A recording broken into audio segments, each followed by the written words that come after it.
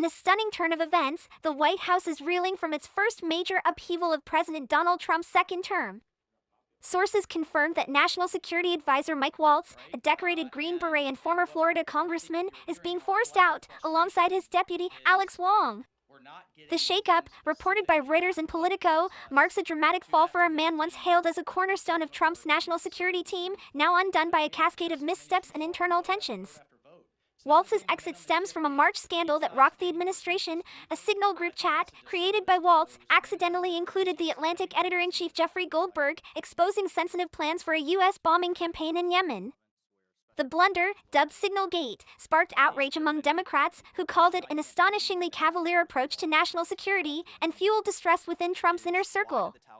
"You can't have recklessness as the national security advisor," one White House official told Politico, capturing the sentiment that sealed Waltz's fate. The 51-year-old Waltz, who took office on January 20, 2025, after resigning his House seat, was no stranger to high-stakes roles. A combat veteran with 4 Bronze Stars from tours in Afghanistan, the Middle East, and Africa, he served as a defense policy director under the Bush administration and advised Vice President Dick Cheney on counterterrorism. Elected to Congress in 2018 as the first Green Beret in the House, Waltz built a reputation as a China hawk and a vocal critic of Biden's foreign policy. Trump praised him as a nationally recognized leader in national security when appointing him, but Waltz's hawkish tendencies clashed with Trump's war-averse America First agenda, sources say. "The system isn't running properly," one insider noted, pointing to Waltz's struggles to coordinate foreign policy across agencies. The Signal scandal wasn't Waltz's only misstep. Reports surfaced that he and his team used personal Gmail accounts for government business, raising alarms about data security. Politico revealed that Waltz's team set up at least 20 Signal chats to discuss issues from China to Gaza, bypassing secure government channels. These lapses compounded internal frustrations, with Chief of Staff Susie Wiles reportedly barely speaking to Waltz.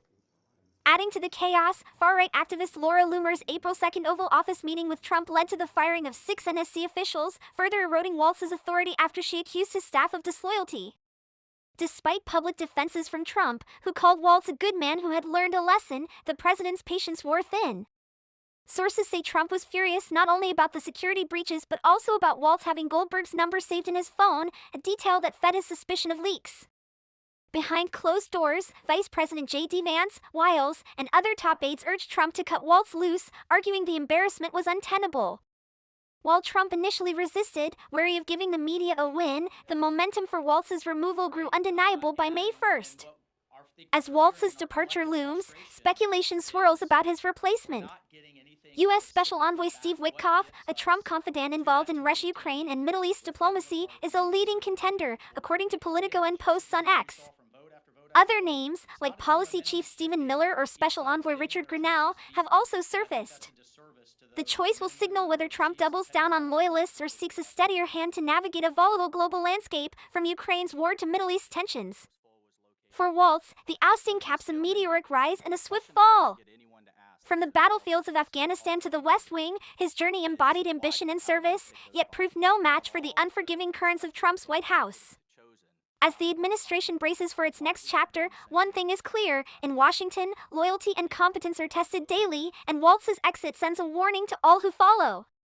This is DRM News, delivering the stories that shape our world.